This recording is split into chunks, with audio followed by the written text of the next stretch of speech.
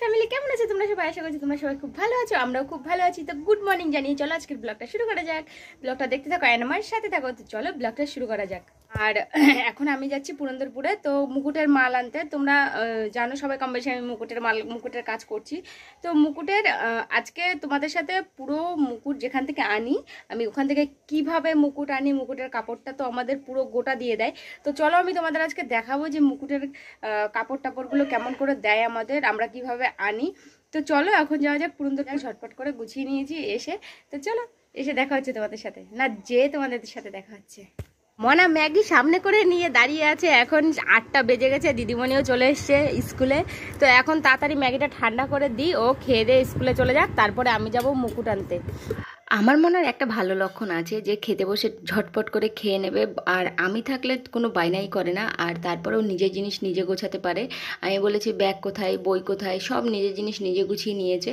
তারপরেও কেটলি, জুতো, যেখানে যা জিনিস থাকে সেখানে সেই সব জিনিস রাখবে স্কুল থেকে এসেও।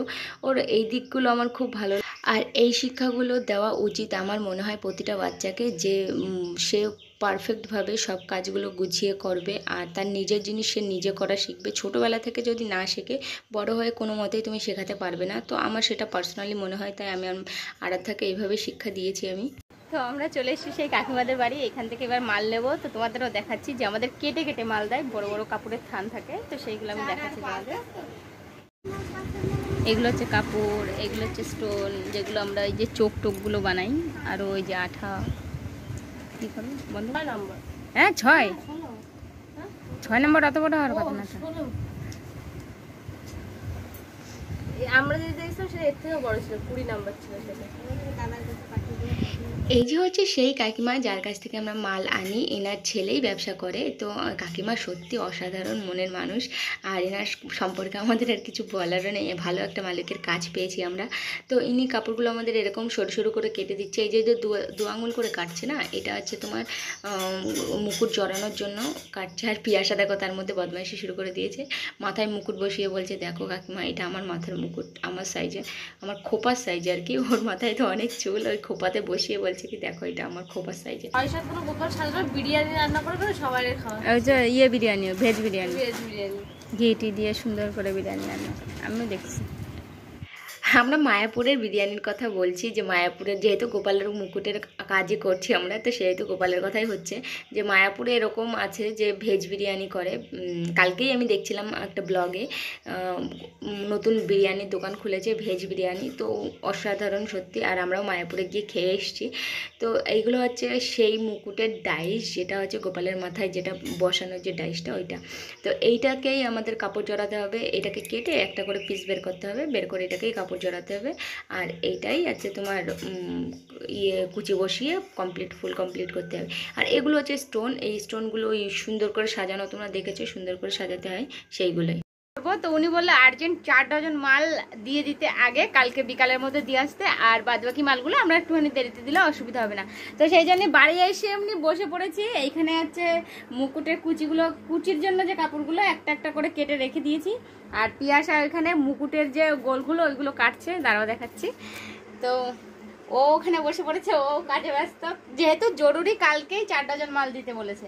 তো সেই জন্যই এমার্জেন্সি করে দেবো যে 4 ডজন কালকে বিকালে দিয়ে আসবো, আর বাদ বাকিগুলো নিলিবিলি আরামসে করে দিয়ে আসতে পারবো। তো যাই হোক, এখন আমরা একটুখানি বই দেখি আর আমরা একটুখানি কাজ করি। তো এখন আর ব্লগ বানাচ্ছি না। তো যাই হোক, এখন চলো এফডি বন্ধ করে দিই ব্লগটা, পরে আবার কন্টিনিউ করবো। একটু ভেতরে বেশি ঢুকাতে হয়, ঠিক আছে।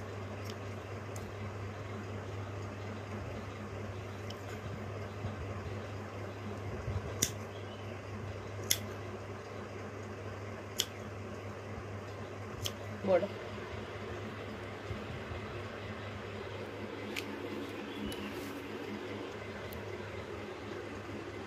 বড় লাগছে। কই দেখো করে না, মনে হয় ঠিক আছে। না এই সাইড, তাহলে একটুখানি সাইড কেটে দে, বেড়ে যাচ্ছে। আর একটু এক ঘাট করে কাটতে হবে, তাহলে একটুখানি করে কাট। ঠিক আছে, এই সাইজটা ঠিক আছে। হ্যাঁ ঠিক আছে। এবার ভিডিও করতে করতে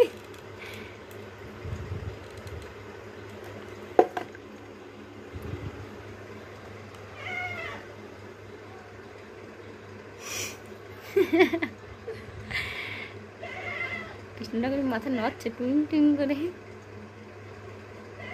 তুই এইভাবে বসাস আর আমি কিরমভাবে বসে জানিস? আমি এই পুরো কুচিটা ধরি, ধরে আগে কুচিটা পুরো এরমভাবে টাইট করে বসাই, বসাই এই পাশটা টেনে ওই পাশে বসাই, এই পাশটা টেনে এই পাশে বসাই। ওইভাবে প্রথমে আমি করতাম, তারপর উনি দেখে একদিন এরকম ভাবে করতাম। ছোট জিনিস দেখতেও ভালো লাগে, ছোট জিনিসের কাজ করতেও সুবিধা।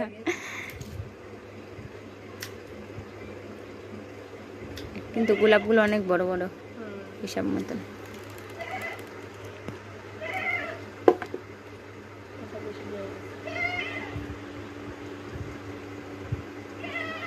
ওতে আকাশতে গোলাপ ফুটিছে হেবি সুন্দর।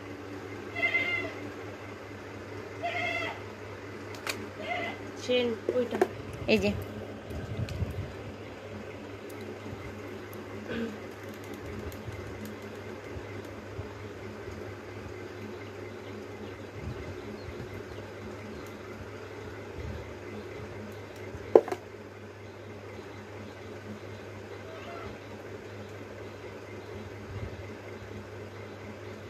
ওইটার মধ্যে অত করতে হবে। আর এই ঘাট বড় না লাগবে, কিন্তু ওই কাপড়টা অল্প ধরে কাটতে হবে।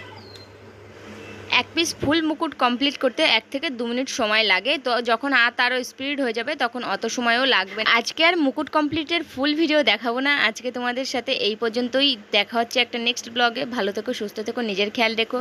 তো দেখা হবে নেক্সট ব্লগে, বাই। আর মুকুট কেমন লাগছে অবশ্যই কমেন্ট করে জানিও।